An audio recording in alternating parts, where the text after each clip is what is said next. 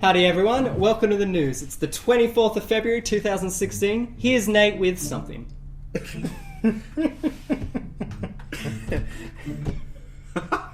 Wow. This week I'm bringing you the new high-density storage device, Dark Souls 3 pre-order bonuses, and our indie game of the week. So, the quest for high-density immutable storage has taken a big leap forward thanks to Superman crystals developed by scientists at the University of Southampton.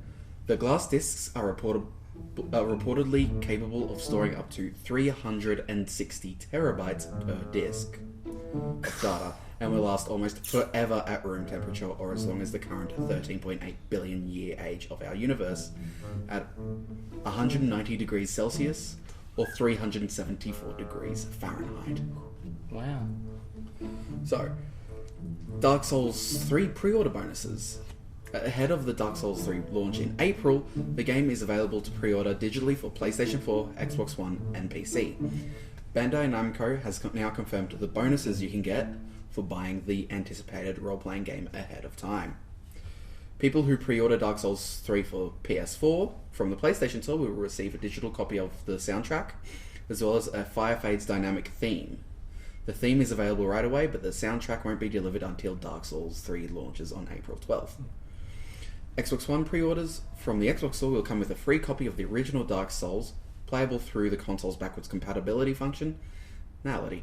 Bandai Namco notes that your code for Dark Souls should arrive by way of Xbox message 7 to 10 days after you place your order.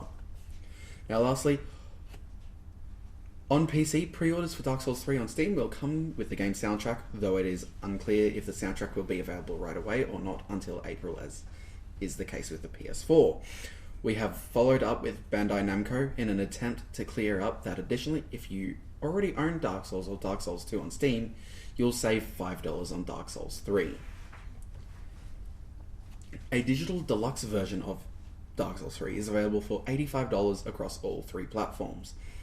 The same pre-order bonuses are available if you pre-order this premium version, which also comes with Dark Souls 3 DLC. Lastly, our indie game of the week, Defragmented by Glass Knuckle Games. Defragmented is a lightning-fast cyberpunk action RPG with a pulsing synth soundtrack. Well, welcome to Entropolis, New World, Bad Blood. Explore the neon city of Entropolis and uncover conspiracies that lurk within its walls. Museum curators, rogue police agents, and benevolent scientists struggle to enforce their worldviews. But who can you trust? RPG character progression players 3 different classes as you shoot, loot, and repeat at lightning speed. Multiple skill trees let players craft personal characters for a challenging end game. Super fast-paced combat. Health points are precious in Defragmented. Players will need to plan their attacks ahead of time, make use of unique class skills and item loadouts, or meet certain death. Collect procedural generated futuristic guns and gadgets. Enemies change their weapons every time you replay a level, forcing players to switch up strategies.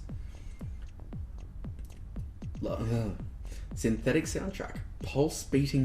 Pulse-pounding beats from a diverse group of electronic musicians, includes artists from works like Kung Fury, Far Cry 3 Blood Dragon, Hotline Miami 2, and original Defragmented music. It has full destructible environments, as it is not stationary. Entropolis is not stationary. Tactical cover can be shot through, knocked over, or blown apart. Keeping players and enemies on the move.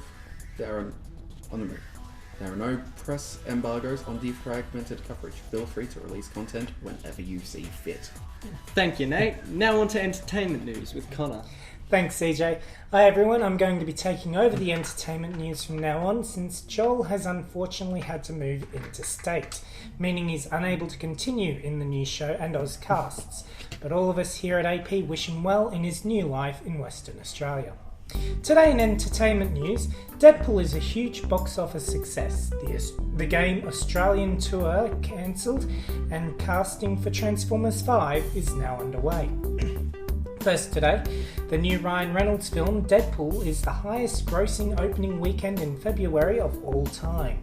The previous highest, 50 Shades of Grey, has been completely left in the dust after it earned a measly $85 million in its opening weekend last year. Whereas Deadpool has gone leaps and bounds above that with $132 million. Having seen the movie twice now myself, it's easy to see why. In its cinema run, Star Wars The Force Awakens is at the moment the highest grossing film and has so far earned over $2 billion, and Deadpool is currently up to $333 million. If it keeps up at this rate, I honestly believe we might have a strong contender for the title. Next today, the game's Australian tour is cancelled after the rapper was refused entry into the country for having the wrong visa, and he and his entire crew were put onto the next plane back home. The game was scheduled to play on Monday the 22nd of February, as well as 4 other dates throughout the week. The concert promoter Metropolis Touring have revealed that all concert dates have been cancelled and all ticket holders will be refunded. The rapper, real name Jason Terrell, is yet to comment on the Australian tour cancellation.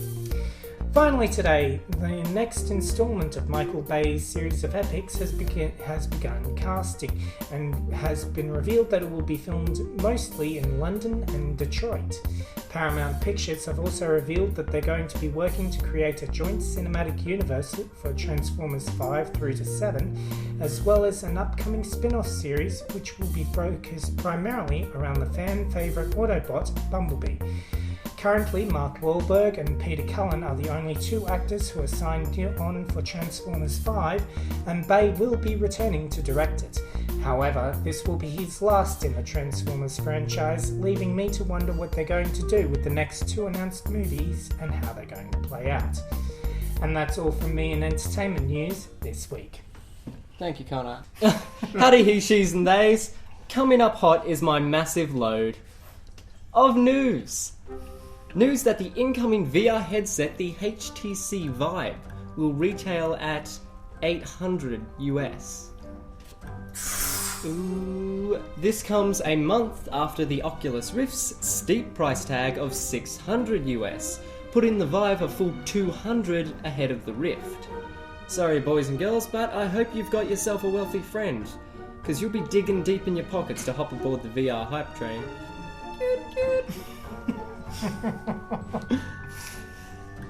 Well, do you think VR is costing far too much? Let me know in the comments below. On to more large-scale gaming news, Ubisoft has announced that their hit franchise Assassin's Creed will not be releasing a new game this year. This news comes to us after their investors' call, in which Ubisoft president Yves Guillemot explained that the games industry is shifting from a hit-driven fire-and-forget model to a more long-lasting, sustainable and user-focused experience, similar to the business models of League of Legends and Destiny. Now, I'm not saying subscription fees, but I'm not saying subscription fees.